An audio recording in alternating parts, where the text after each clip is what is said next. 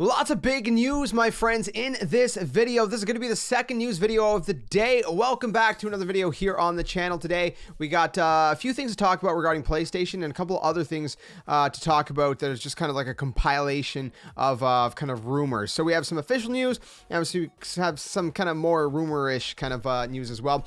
Before we jump into it, if you guys are new to the channel, be sure to subscribe. We do a variety of gaming content, news videos like this one's, gameplay, let's plays, you know, different things like that, just a variety. We play the game and we talk about the games. We do both basically here on the channel. Also, let me know if you guys prefer kind of compilation videos where I take a bunch of news videos or news and put it in one video and, you know, put them up every, you know, or try to every morning, or if you prefer, if I just, you know, talk about the news as it comes out, you know, at least for the bigger stuff, you know, in each moment. I guess kind of like we're doing right now.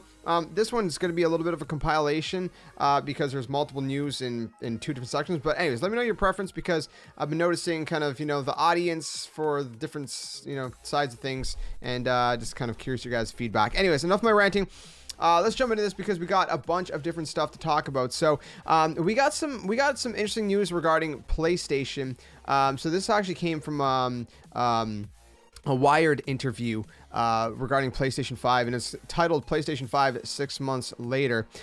So we have a couple different things to talk about, you know, regarding this. First of all, Jim Ryan talked about the PS5 console supply. So let's throw that up on screen first. So this is what he had to say. So Jim Ryan said, "We're working as hard as we can to, I don't even know how to pronounce that word right now, ameliorate." I'm not familiar with that word. That situation, Ryan says on a Zoom call, mere after receiving his second, I'm not going to say the word because it's probably going to get demonetized, shot.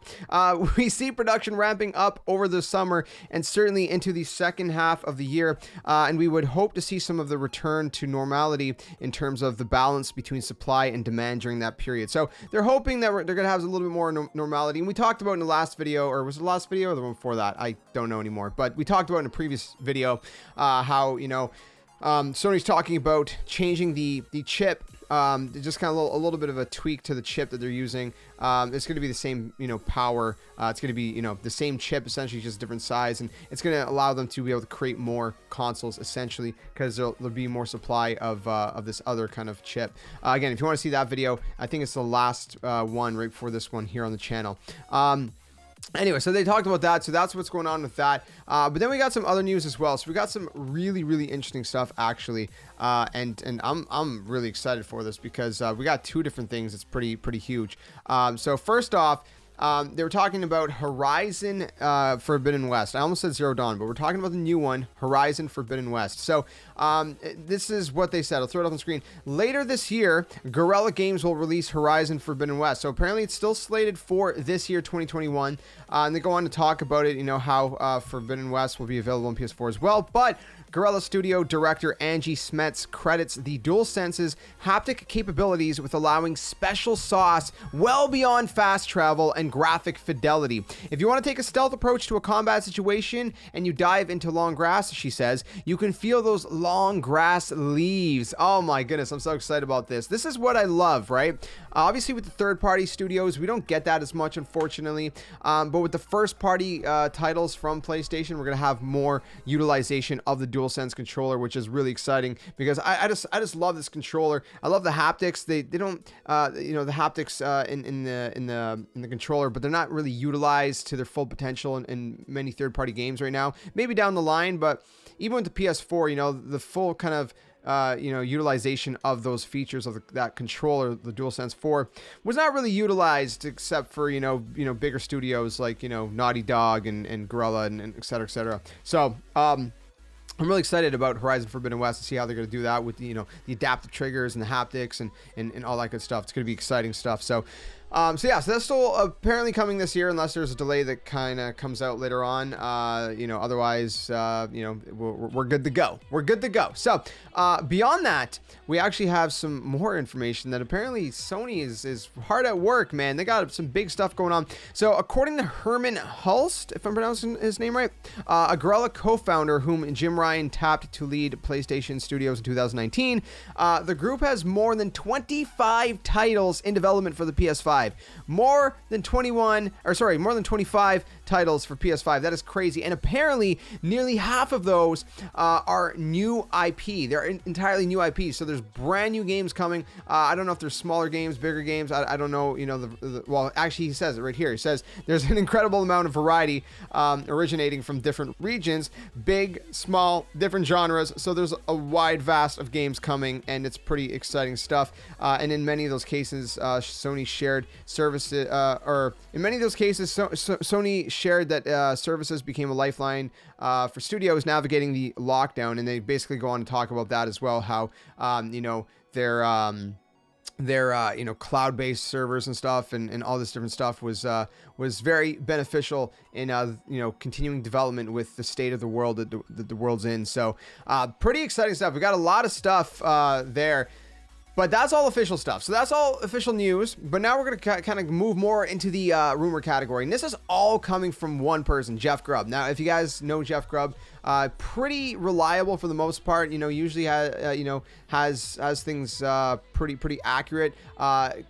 Is considered an insider in the gaming world, and knows a lot of people in the industry. So, you know, essentially when Jeff Grubb talks about something, it's very likely to happen unless things get changed, basically. But for the most part, I would say, you know, there's some credibility there. Now, I have this list I'm going to throw up on screen, and we're going to read through it. This is actually coming from Reddit. So no, I did not make this myself. This is coming from someone who posted this on Reddit, kind of like a summary from Jeff Grubb's video that he posted. So, first, Battlefield 6 seems like an announcement date was moved. He believes that it was originally in May, but it's going to be released June 1st. But things are fluid, and we could see teases before then. So that's what he talks about that. Sony, he doesn't believe that we'll see any big presentation from them until a few weeks after Ratchet & Clank Rift Apart releases. The Coalition, interestingly enough, working on Gears 6, as I would assume they would be, but it also says Halo Infinite and a much smaller game as well to let them experiment with Unreal Engine 5 ahead of Gears 6's release. We talked about recently that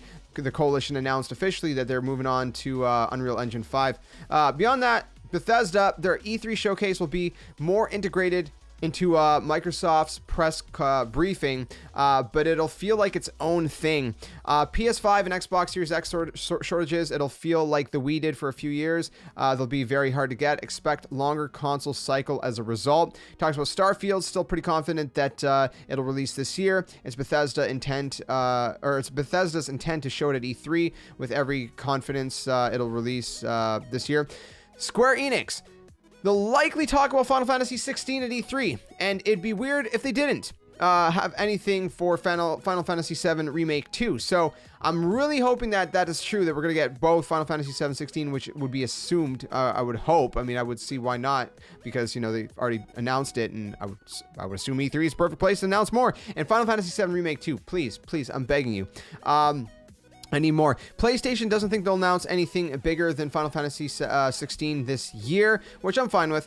Genshin Impact will probably come to Xbox, but because it can't come to Game Pass, it's probably not a priority for Phil Spencer. South Park, don't expect a third game. Konami, not sure about report of them licensing IPs, but certainly thinks they're doing something with Silent Hill. Here's one that's really interesting. Call of Duty 2021, he says that he has heard that they're having major development problems on the multiplayer side, and that he's also heard rumors that they'll release Modern Warfare 2 Remastered multiplayer as its sole multiplayer release of 2021. We're going to come back to that one in a second and talk a little bit more about that. Jedi Fallen Order 2, a little bit early for an announcement, but maybe a title reveal, but nothing really beyond that. So I guess he's just speculating at that point. Alan Wake 2, apparently it's real. Remedy publishing it, and nothing new, but maybe something at E3. And Lego Star Wars 2, delays are probably just because of, you know, the situation of the world and difficult with QA and all that good stuff as well. So, pretty interesting stuff. Again, this is coming from Jeff Grubb. Some of that's speculation, some of that's, you know, insider information. I want to talk really quick about Call of Duty 2021 specifically because it's very interesting. So it seems as though if he's right, which I kind of hope he is, honestly, you know, the fact that they're having problems with the multiplayer side, I'm kind of glad. Okay, I don't mean to sound kind of, you know, I don't mean to sound that in a bad way, right? I'm not glad, you know, the developers are probably having a headache from it. But what I'm glad about that is it will force Activision to give us Modern Warfare 2 Remastered. And I am completely fine with that. I don't know about you guys, but I am so fine with that. If that means we get Modern Warfare 2 Remastered, and then from Sledgehammer we just get maybe a campaign, and maybe like halfway through the year they finally get, you know, a multiplayer out, or maybe they don't. Maybe they never get the multiplayer out, and they just keep, you know, Sledgehammer Games, just all they do is make a campaign, maybe like a secondary mode, like a zombies mode or something, and then for the multiplayer we have Modern Warfare 2 Remastered. Perfect. I'm fine, man. Dude, that would be perfect with me. I don't know about you guys, but that would be amazing. So I really hope he's right about that, and I really hope he's right that well, again, this is just kind of speculation. He's saying that it would be weird if they don't announce anything for Final Fantasy VII Remake 2, which, you know, I agree. But hopefully it's true. Hopefully we do get an announcement for that. That's not really a rumor. That's just, you know, him speculating. So again, you know, out of all this list, there is some stuff that's, you know, rumors and leaks, you know, insider information, and some of it is that it's just his speculation that I think is worth, you know, discussing and talking about as well. So I don't know, man. The potential is great this year. I'm really excited. E3 is going to be great. I should be streaming it here on YouTube. So if you guys want to hang out for the live reactions, make sure you guys are subscribed and tell your friends. The more the merrier, as they say. So as we continue to grow this community and whatnot, it just gets better and better and better. So bigger and better, man.